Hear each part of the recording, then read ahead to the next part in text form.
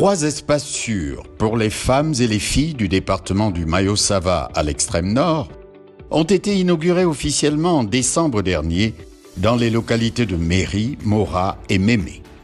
Les espaces sûrs contribuent à la protection, la santé et l'autonomisation des femmes et des filles touchées par la crise communautaire.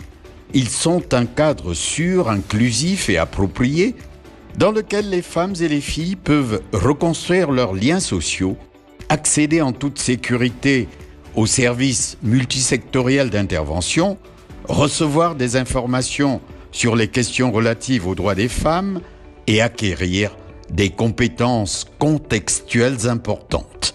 Elles peuvent échanger sur des sujets qui leur tiennent à cœur, partager les difficultés auxquelles elles font face et grâce aux formations, aux informations et au soutien des autres femmes, elles peuvent parler en public et s'exprimer désormais ouvertement. Nous sommes contents, nous sommes en joie, jusqu'à ce que même on ne sait même pas quoi dire.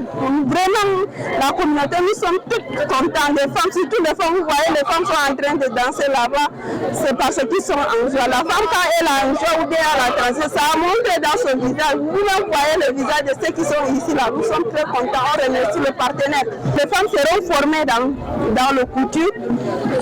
Par exemple, en couture, quand tu apprends à couture, toi-même, tu n'as pas besoin d'aller chez un voisin pour qu'il te parle ou bien dépenser beaucoup de choses. Et ça va nous aider. On a le foyer amélioré qu'on nous a donné. On peut tourner l'huile d'arachide dedans, fabrication d'huile, extraction d'huile d'arachide. Ça va nous aider à faire ça. On peut même fabriquer le gâteau traditionnel. C'est avec le foyer qu'on fait ça. Donc, nous sommes très contents, nous sommes en joie. Il y a des mariages à 13 ans, 14 ans. Dans ça aussi, on peut intervenir. Il y a le cas de femmes vulnérables, les enfants malades, malnutris. Donc, ici, on va faire la bouillie améliorée. On va apprendre aux femmes de préparer la bouillie améliorée pour les enfants. Comme ça, les enfants seront en santé. Si l'enfant est malnutri, la santé n'est pas là. Chaque espace sûr comporte des pièces spécialisées spécifiques qui rendent le bâtiment fonctionnel et pratique. Nous avons une salle pour les formations, pour les réunions, pour les loisirs et une pièce pour les coupes. Les coupes, la salle de coupe, c'est pour accueillir les personnes qui ont besoin de soutien psychosocial et on va les référencer. Et il y a aussi une pièce de repos. La pièce de repos, c'est quand on a une réunion, il y a les mamans avec les bébés, il y a aussi les femmes qui seront fatiguées. C'est là où on va se reposer. Il y a aussi une salle comme magasin pour garder tout nos matériels. Il y a aussi l'espace pour faire des sports, comme cet espace que vous voyez.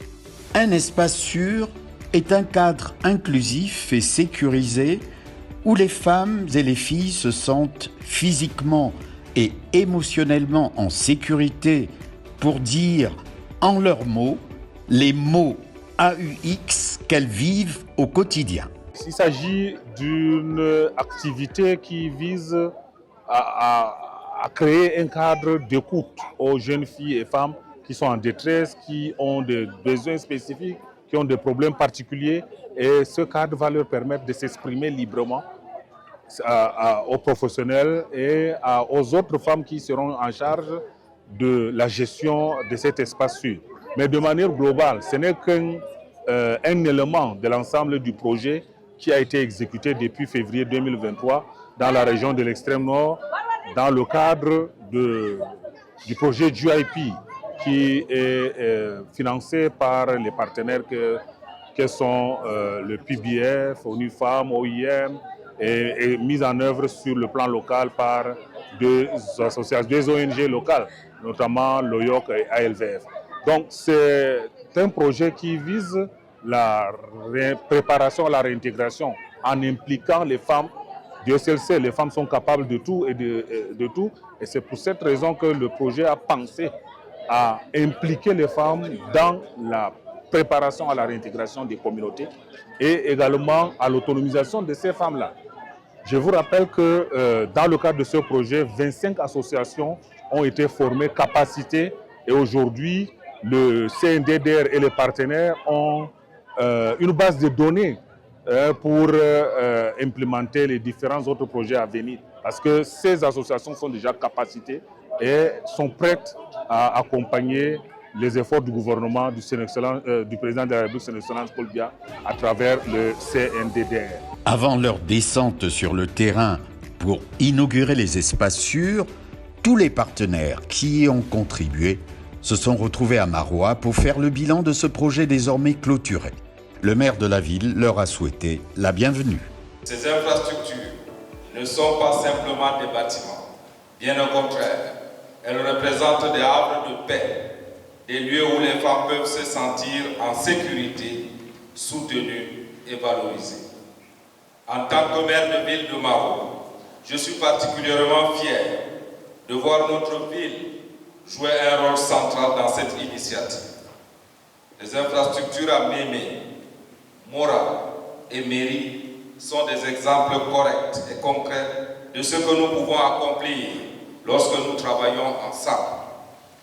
Elles offrent un accès à des services essentiels et à des informations cruciales pour la vie des femmes,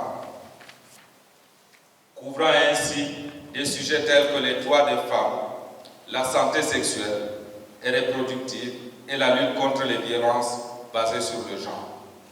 Ce projet a joué un rôle crucial dans la promotion de l'égalité des sexes et de l'autonomisation des femmes dans le processus de désarmement, démobilisation, réintégration et réhabilitation dans la région de l'extrême nord. Les résultats tangibles obtenus par le projet PBF Gender démontrent son impact positif et durable sur la vie des femmes et des communautés dans les 4 départements cibles que sont le Diamaré, le Mayo Sava, le Mayo Tchanaga et le Logoneshan.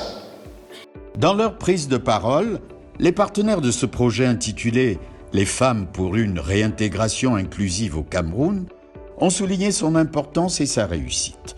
Entre mai 2022 et décembre 2024, le Comité national de désarmement, démobilisation et réintégration, l'Organisation internationale pour les migrations OIM et ONU Femmes ont mis en œuvre ce projet en collaboration avec leurs partenaires d'implémentation que sont l'Association de lutte contre les violences faites aux femmes et Local Youth Corner grâce au financement du Fonds des Nations Unies pour la consolidation de la paix. Nous sommes réunis ici pour célébrer la clôture du projet JYPI.